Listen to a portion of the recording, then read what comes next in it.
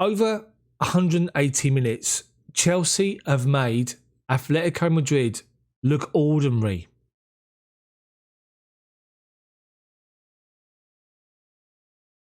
And especially tonight, I never expected that.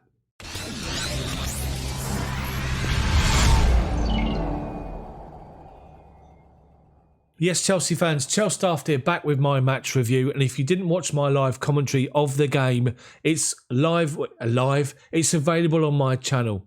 Make sure you check it out. Scroll through, find the little bits you want to see, especially the 2 goals, and you can get involved in the commentary.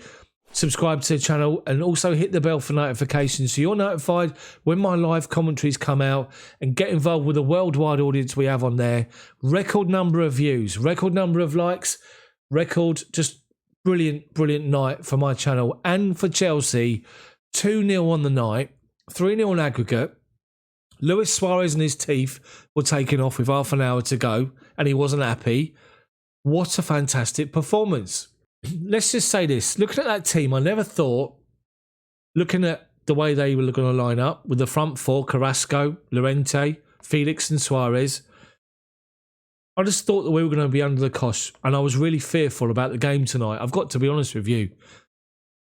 I looked at their team, the 4-4-2, and thought they're coming here to play on the front foot. They've got to go for it. They're probably going to, I just hope we weren't lacking the press of Mason Mount. We got Christensen out injured. Jorginho and Mount suspended. It's not Thomas Tuchel's first 11. You have to argue. If he had a choice with everybody fit, you'd probably see a couple of changes. But he put a team out there tonight in that 3-4-3 formation, and they were just, to a man, every single one of them outstanding. From Edouard Mendy and a couple of fantastic saves he made, right through to Timo Werner up front. Played up front in his natural position and was brilliant. Outstanding. But there's 2 players in particular I want to give a mention to, which I will do later on in the game. So, as I said, you're expecting Atletico Madrid to come to Stamford Bridge and to be a bit like the Alamo, to just go at us, play front foot, force us backwards, get that ball wide and get them into the box. And if anything, they never really had a sniff. Mendy made a save in the first half that was comfortable. Second half, he was called into action a couple of times and dealt with it well. Point blank save towards the end from Felix, but that's all he did. But Chelsea's formation, the 3-4-3 up against their 4-4-2, it always worked in our favour because we always had an extra man available for a pass. And what Chelsea did in that first half, if anything, by the end of the first half, literally took the wind out of their sails. They were clueless with what to do. They were forced backwards. They were trying to feed balls into Suarez and he was getting crowded out and losing the ball and moaning and whinging like Marielle. But Chelsea were working the ball and Atletico Madrid side to side, but moving it quickly from one side to the other, forward, back and across again, looking for that space. Meaning Atletico Madrid had to work so hard without the ball. They just blew. They were so tired. And you then couple that, moving the ball quickly, with the physicality of our team. Premier League pace football. Premier League pace football. Premier League physicality. They could not live with Chelsea today, Atletico Madrid. They couldn't in the first game. They sat back too defensive. But tonight, when they come out to play against us, they couldn't. And that is the most surprising thing for me, because you expect more from the team that's taken La Liga by storm this season. They were woeful, absolutely woeful, but they were woeful because we were far superior. In every department, we were outstanding. I tweeted before the game about the press. We'll be lacking the press and lacking the intensity from Mason Mount. We weren't. Havertz was everywhere. Ziyech everywhere. Werner, brilliant. They just took it upon themselves to go and do it, as what Mason would do, and was outstanding. Out wide, I said Llorente up against Alonso would be a problem. I shouldn't have even worried. Alonso had him in his pocket. And when I say that, I don't mean defensively, because every time Llorente went forward, Rudiger was there with his physicality and his challenges. Llorente gave up at half time. He's like, I'm not interested. I'm not going to get hit by him again. or bars that away by him again. I'm not having it. And he spent most of the time in his own half. Llorente didn't want to know. So we forced him backwards. Carrasco didn't have a look in, wasn't involved at all. He did have a shout for a penalty. I have to say, first half, the one moment of contention, my initial reaction was it was a penalty. They played the ball looking for a 1-2, Suarez and Carrasco. Suarez tries to play him in. And on the just outside our box in the D, Azpilicueta gets in front of Carrasco. Carrasco's to his left-hand side. Azpi's facing the goal and he plays a pass back to Mendy but underplays it. Carrasco spots it and is onto it like a flash. Azpi does catch him, does put an arm across him. Carrasco goes down, but Mendy had come forward and it looked as though Mendy's position and the fact that he was going to collect the ball before Carrasco looks as though that went in Azpilicueta's favour and VAR didn't give the penalty. Whereas other angles where you don't see Mendy, you see Carrasco go down, you're going to give a penalty. So my initial reaction was it was a penalty. But then when you see it again, Mendy's covered Azpi and saved him. Apart from that, Carrasco did nothing. So the front four for Atletico that I was fearful of literally went out tonight off that pitch with a whimper. Suarez replaced with half hour to go. Didn't even shake Simeone's hand, was too busy smiling as if he's cheesed off, as if to say, I'm too big to be substituted, or I'm too big to whatever. He went off. Carrasco not in it. Llorente didn't want to know. And then Felix did the best that he could, played different positions, was trying to get involved, and then sort of almost shrugged his shoulders at times because he just knew there was no option, there was no space. And then late on, he had a great shot, a great ball over the top, and he pulled it down on his right foot away from Azpi, took one touch to the side of him and put a great shot in on the edge of the box, and Mendy was there to tip it over the bar. Great save, great effort from Felix. But that's all that he did. So you just look at that game, and then obviously Atletico are chasing the game. They're 1-0 down. As I said, great move from us. We are defending a free kick from them, and they're at the top of the centre circle inside our half. So they play it to the right-hand side to Kieran Trippier, and Timo Werner busts a gut, literally sprinting to get across, and he flings himself at the ball as Trippier tries to cross the ball into the box. Werner deflects it, so it only gets towards the edge of our box. Kante heads the ball away. Kai Havertz is onto it. The ball's bouncing. Him and an Atletico player come together. Havertz toe pokes the ball past him or flicks it past him. Havertz is away. Werner spots it, having got up for making a challenge to Trippier, and he goes. And Havertz flicks the ball over Trippier's head, and Werner's in down the left-hand side. Now, if I can take you back at this moment in time to 2012, when we played and we won the Champions League final. When we played Barcelona semis, we played at Stamford Bridge and were literally about 25% possession.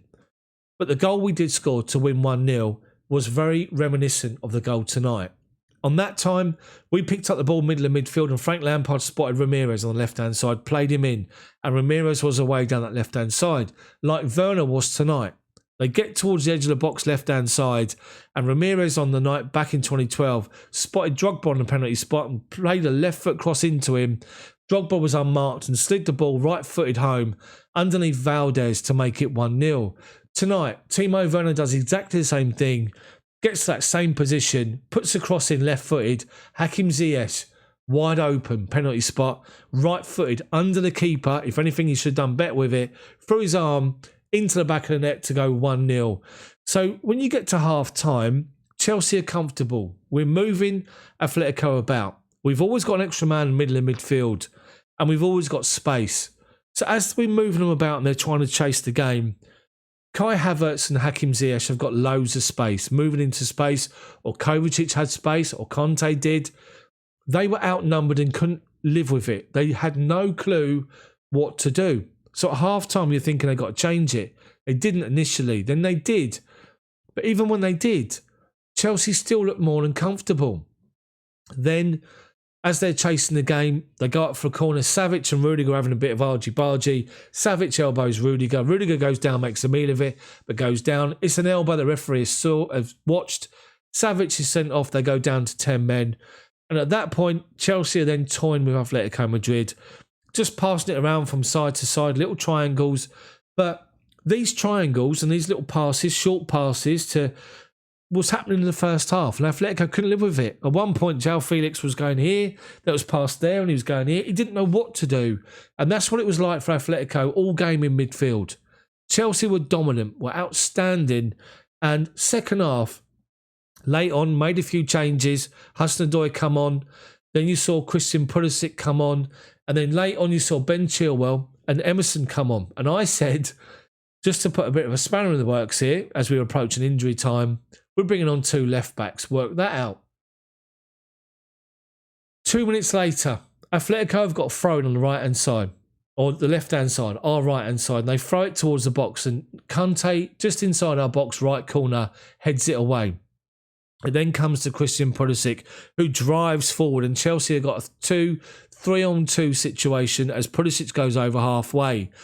He's got Callum Hudson-Odoi to his right-hand side. He's got Emerson, who hasn't even touched the ball yet, on his left-hand side. Pulisic drives towards the edge of their box, lays it off to Emerson, who sets himself and just plants that ball bottom right corner, Oblak's left corner, to make it 2-0 game over. We see a shot inside the stand of the players that are not playing, Thiago Silva, Mason Mount, and what's his face, Jorginho, that's him, in the stand. The 3 of them all jumping about, cuddling, celebrating, going mad. What a performance. What an outstanding performance from Chelsea. I didn't expect it tonight. I thought it would be overrun. I thought their front 4 would take the game to us, but they didn't. They were woeful, all of them. But that's because Chelsea were dominant over 2 games. Chelsea's passing and move was brilliant. Havertz, best game in a Chelsea shirt by far, playing as a number 10, not as a number 9 forward, as a number 10. Outstanding. Best performance in a Chelsea shirt. Hakim Ziyech, the same. But he had space because Chelsea were moving him about and creating the space. Ziyech, brilliant game from him. Everyone outstanding. Havertz is just tipped. Just that little bit for the man of the match. And the reason is N'Golo Kante was literally everywhere. There was a point in that first half where, it's actually second half, apologies. João Felix picked up the ball and he tried to take Kante on, and Kante just armed him away, went away with the ball. You could see Felix just demoralised, as if to say, what's the point of going up against N'Golo Kante? Kante was everywhere defensively, he was everywhere going forward, he was everywhere in midfield, and he is quite simply the world's best defensive midfielder. Now, I don't mean any disrespect when I say that. What I mean is the ground he covers, his instinct to just win the ball from those positions is second to none. And when you've got him in your team and you've got the firepower up front and the quality you've got up front, if you give them space, will cause you problems. We just need to make sure we can try and convert what we did tonight into the Premier League, because we should be home and hosed for the Champions League football next season. Anyway, we are through to Friday's quarterfinal Champions League draw. God knows who we're going to get. Let's hope it's not Bayern. But my word, what a performance over 2 games. Chelsea, dominant, superior, outstanding. Atletico Madrid, flying high, top of La Liga, ordinary in both games. If you enjoyed this video, drop a like on it for me, subscribe to my channel, but make sure you hit the bell for notifications so you're notified when my videos come out. Most importantly of all, let me know what you think about the video in the comment section below. Also, as I say, if you've never seen my live commentary, go to my channel, have a look through, find the live commentary from tonight, have a little bit of a watch, scroll through to little parts of it you want to see. You'll be able to see when the goals come and all that sort of thing. Have a look. Hopefully you enjoy it, and then you'll subscribe and then get involved. My next commentary is Sunday. 1:20 for Chelsea versus Sheffield United in the FA Cup. But for now, it's now 11:15. I haven't stopped talking since 10 to 8. I've got a dry throat. Have a fantastic evening. Have a fantastic Friday. And I'll see you all next time. Thanks for watching.